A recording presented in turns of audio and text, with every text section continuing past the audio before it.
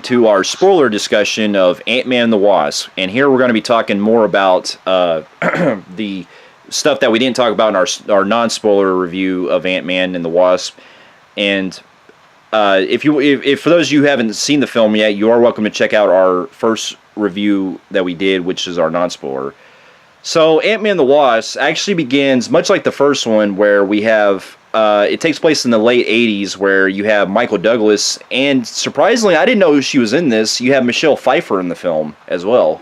Yeah, I didn't know she was in this, but it seems like ever since last year, Murder on the Orient Express being one film, seems like Michelle Pfeiffer's found her way back in the big screen. Yeah, and I'm glad to see she's been coming back lately, man, because she's always been one of my favorite actresses, and she plays the mother of Hope, who's the daughter of Michael Douglas's character, and basically it takes place in the late 80s, where him and Michelle Pfeiffer are the original Ant-Man and the Wasp, where they're going on a mission to try to prevent the Soviet Union from sending these nuclear missiles, and so in order to do that, they have to actually shrink down to small size, and Michelle Pfeiffer decides that in order to stop it, she has to go inside the quantum realm, which is basically like the space between spaces kind of thing.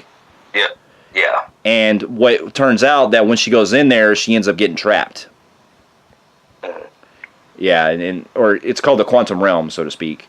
And basically, that's pretty much leads us into because at the beginning it deals with Michael Douglas telling his daughter that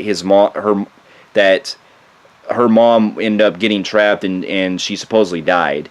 But it now takes place in modern times, where he's building a new technology to try to go after her.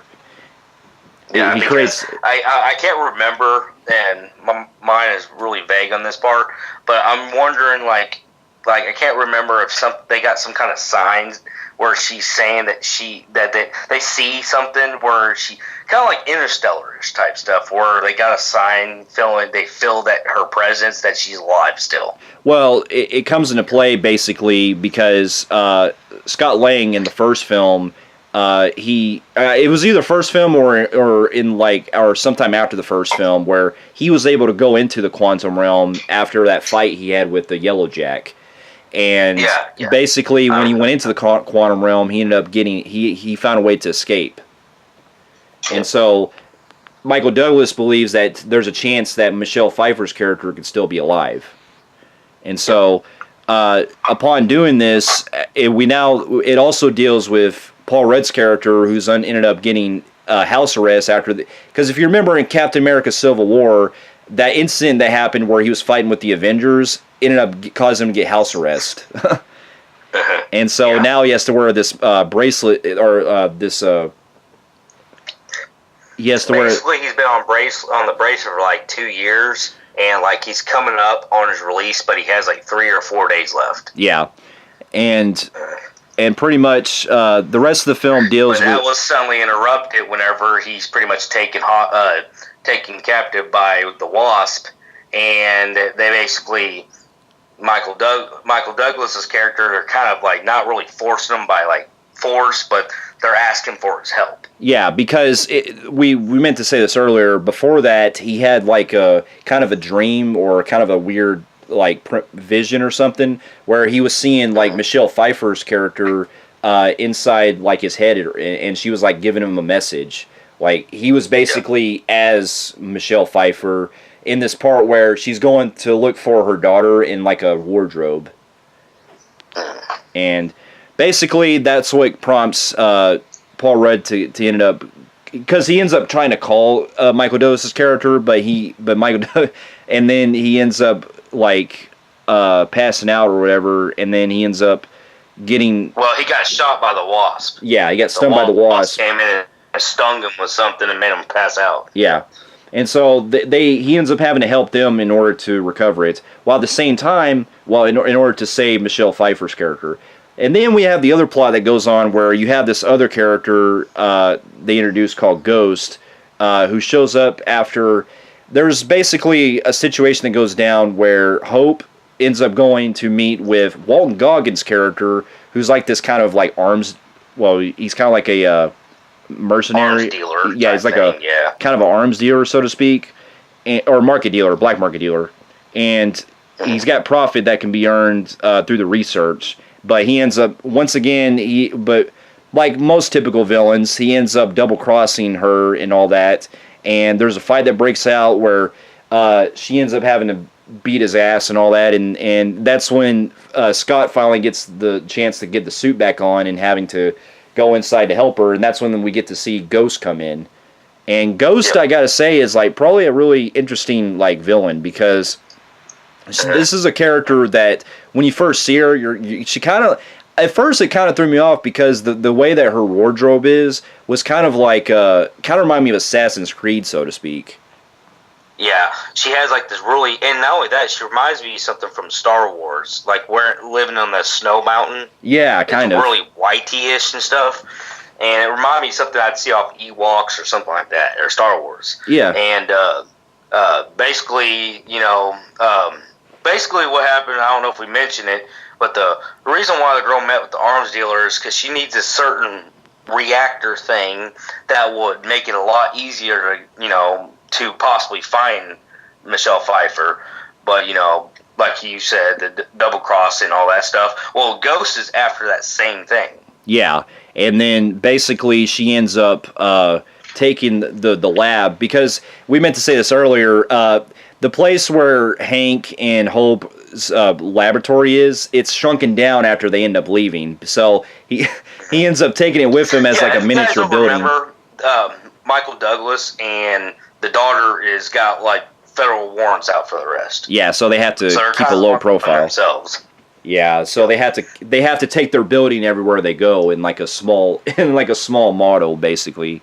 Yeah, basically, you saw in the trailers, it's a big old building, and he has he shrinks it down. It turns into like a suitcase. Yeah, that was funny. And but then in there is this high tech laboratory that Michael Douglas invented, which everybody's wanting a piece of the pie. Yeah, and the rest of the movie deals with Walton Goggins' character and his guys having to go after it, along with Ghost and everything.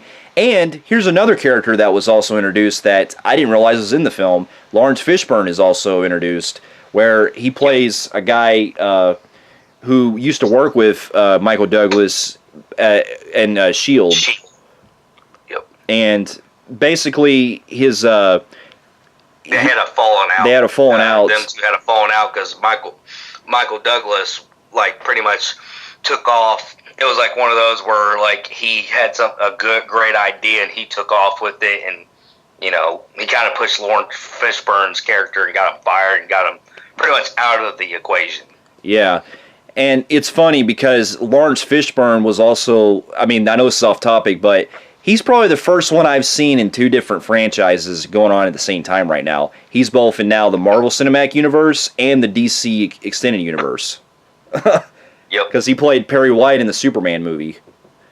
Yep. But anyway, the rest of the film deals with them having to try to recover the lab and everything. And also, there's this funny running gag that goes along where Paul Rudd's character Ant-Man ends up having his suit malfunctioning because it's a prototype.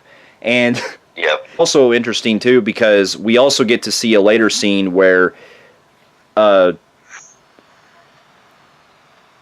basically Ghost ends up kidnapping all three of them and reveals herself to be the daughter of a guy who used to work with Michael Douglas, who ends up accidentally killed himself due to an experiment that went wrong that caused Ghost her current state, and it causes her a lot of pain. Yep.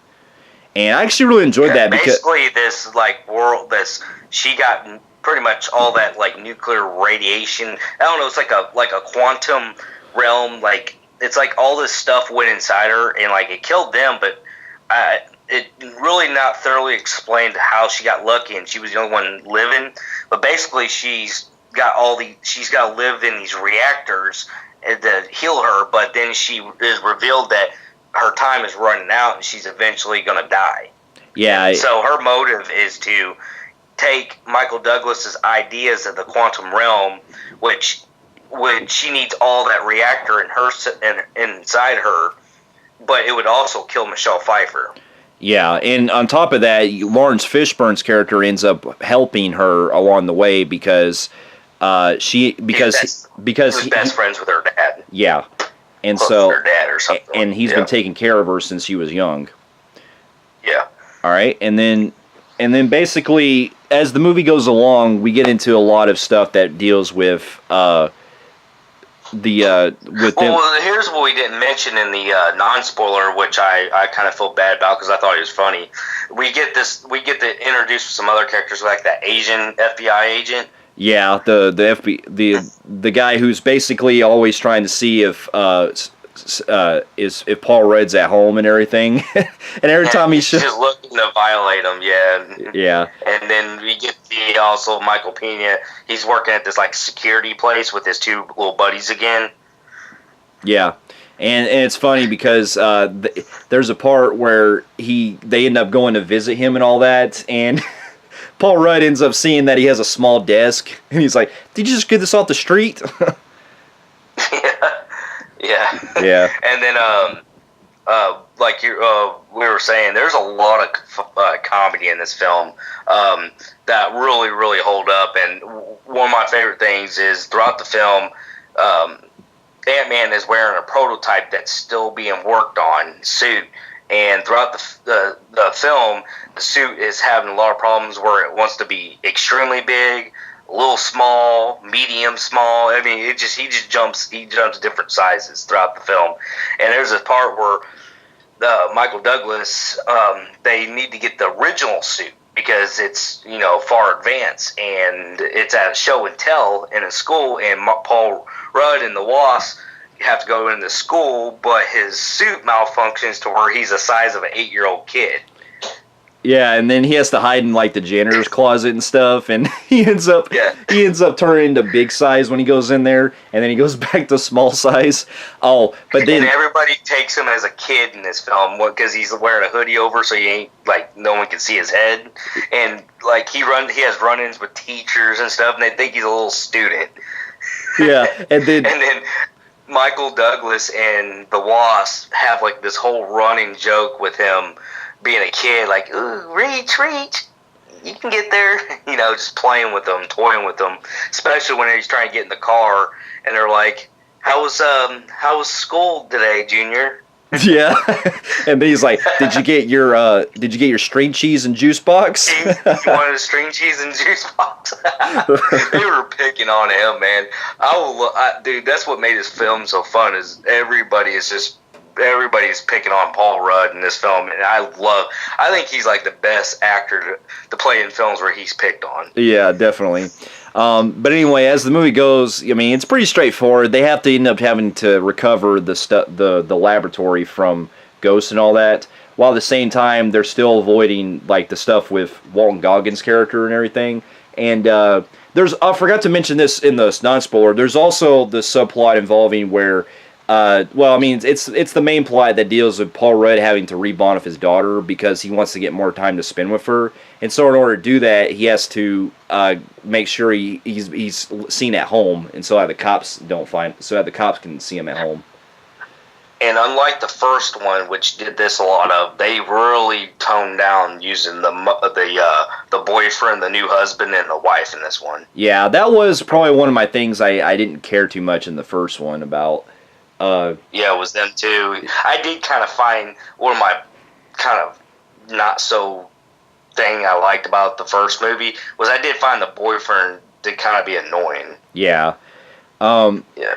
But then we get to pretty much as the movie goes along, they're having to fight the ghosts and everything. Get to the final act, though. Yeah, we basically get it to where when they finally get a chance to recover the lab and everything, we have a chance for them to go inside the tunnel. In order to do that, there's another funny scene where basically throughout the film, Michelle Pfeiffer is talking inside like at Paul Rudd's head and everything, and there's actually a whole part where Paul Rudd is talking with the mindset of Michelle Pfeiffer and showing them how to use the tunnel and everything to go in the quantum realm. And there's basically there's a way that he can go in there. There's a way for them to go inside the tunnel, and in order to do that, Hank, Michael Douglas's character, ends up wanting to go himself by taking one of a different suit, one of the original suits of Ant-Man, and going inside the quantum realm.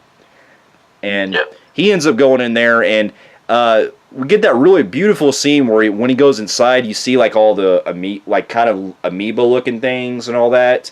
And while that's going on, you also have the stuff where they're having to get away from the rest of Walton and all his guys. And we have that really funny scene where it's basically one of those movies while one person is pretty much trying to find what they're looking for, you got the other people coming together and having to fight off that arms dealer dude and Ghost. Yeah, and then we also had that funny scene where Stan Lee's cameo, where when they're going down the road, they end up shrinking some of the cars and stuff, and it shows that when they shrink his. Yeah, they end up shrinking his car, and he goes, I knew, he goes, the '60s was amazing, but he goes, now I'm paying for it.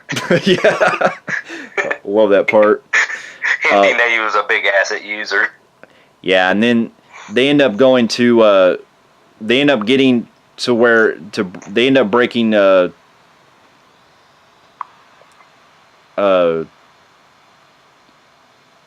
he ends up getting into the realm, and he ends up finding Michelle Pfeiffer, and they end up bringing her out of the realm. So they end up saving her, and at the same time, you have the part where you have like, pretty much, they've taken down we're not going for detail, but the gangster guy eventually gets taken down, and basically here's where we meet where Ghost is trying to end it so they can't save her, and they do. And at the same time, we do get Lawrence Fishburne's character kind of seeing that Ghost is kind of losing her mind. And she talks about, at one point, of taking Paul Rudd's daughter. And that's when Lawrence Fishburne is pretty much backing off, saying, I'm not going to be part of something that vicious. Yeah, because it made you kind of think that he was set up as a villain initially, but even he has, like, his own grounds. Yeah, he has he's like more grounded, where he's not going to be involved in something that serious. And then whenever Michael Douglas and them talk to him, he goes, there's a way I can bring my wife back and I could save Ghost. Yeah. And that's when Lawrence Fishburne's like, okay, let's do that. Yeah, But then you have Ghost where she's not really believing it, and she fights to the end, but then whenever Michelle Pfeiffer comes out, she was able to do something to Ghost, which made Ghost now believe her. By basically giving her own energy that Michelle Pfeiffer had. Yeah, so then that's when Ghost turns good now. Yeah. So she's kind of more like, okay, yes. Thank you. So if you look at it, she was less of a villain than she was just more of a kind of a anti-hero or something. Yeah, she's a villain who was doing the things she was doing because her life depended on it. It was not something that she was pure evil, but she was scared of dying. Yeah, and then it basically ends. You kind of felt sorry for her in the end. I mean, if anything, that arms dealer was the biggest dick in the movie. Yeah, and then you have where they have to end up going on the run, or the Ghost ends up going on the run and everything, and with Lawrence Fishburne and all that. And it basically ends all good and happy where Paul Rudd gets to go home and he finally gets off of the house arrest and he's able to see his daughter finally. What we didn't mention was while all this fighting is going throughout the city, the FBI agent sees Paul Rudd's suit on news, and like the whole third act, him and the agents are trying to bust him. Yeah, which I wanted to get into, not to go all over the place, but we also had, throughout the film, there was an ant that was in his place every time that he wasn't at home. Yeah, this is why I really, really enjoyed this one better than the first one. I noticed with the first one, I can't remember if I say it wrong, correct me, but one of my issues with probably the first one was the whole ant theme was not there. This one, there was a lot of ants. Yeah, and they had it was strong with the ant theme in this one, because in this one, Michael Douglas has ants that help him out. Well, yeah, and also you have Paul Rudd like calling him different names and stuff, like Yeah. like Ulysses S. Grant, Yeah. you know, and all that, and it's hilarious. And basically, it ends with them. Michael Douglas and Michelle Pfeiffer end up going to somewhere in a secluded area where they're on the beach and everything, and they turn the little house into a big house, and and you have Paul Rudd end up reuniting with his daughter, and him and Hope get together. And I like this scene where they're watching the drive-in, and it's actually them in small cars watching it on a laptop. Yeah, yeah, and they have all the toy cars like Hot Wheels and stuff. Yeah, which there was a cool scene. Michael Pena is actually helping them out, trying to distract, and he actually has to drive a fucking Hot Wheel. Yeah, I like that. Which was pretty funny. Yeah, this movie is a pretty neat and clever with a lot of the cool stuff they add on, like with the Pez and the big salt shaker and all that. Well, anyways, we get to pretty much the movie's over, and there's a post-credit scene. And this is actually really, really good with this post-credit scene because this is what I was really looking for the most. So they're basically helping Ghost out, and they're trying to get some, like, they're going in to get some energy from the quantum, so they send Paul Rudd's character inside the realm to go get some energy. Well, he gets the energy, and just as he's about to get out, he's like, guys, you guys going to get me out or what? I'm stuck. Come on, guys, where you guys at? And it leads into Infinity War where Thanos snapped his fingers, and Wasp and Michael Douglas and Michelle Pfeiffer die. Yeah, that actually I thought was really surprising, like how they did that, because throughout the rest of the film, the movie's like so like very light, and this is like the only scene in the movie where it goes full on dark. Yeah, it goes full on dark, like, oh shit. And now it explains where Ant-Man was. He was stuck in the realm. Yeah. And that really gets me excited now for the next one, which will be Captain Marvel coming out. Yep.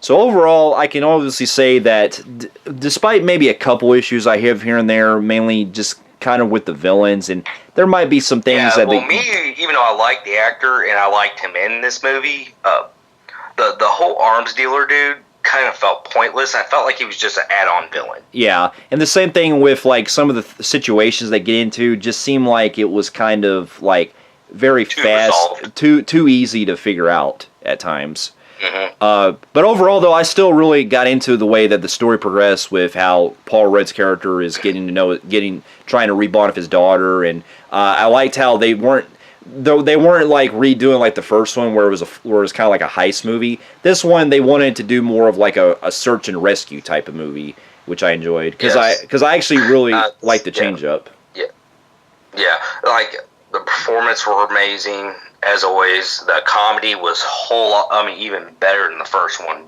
big time. It was funny. Visually, we saw it in 3D. One of the best 3D films I saw of this year. Visuals were amazing. Yeah. With that said, I'm going to give this a low phenomenal grade in the Film Phreeks meter. Same here. I'm going to give it a low phenomenal grade in the Film Phreeks meter as well. I do recommend it, especially in 3D. Yep. For those of you who have also seen Ant-Man and the Wasp, let us know in the comments below what you thought about it and the other MCU films as well. And if you like what you see here, you can feel free to like and subscribe to our channel and check out more of our reviews on here and on our website at filmphreeks.com. And we'll be seeing you in our next review. We'll see you later.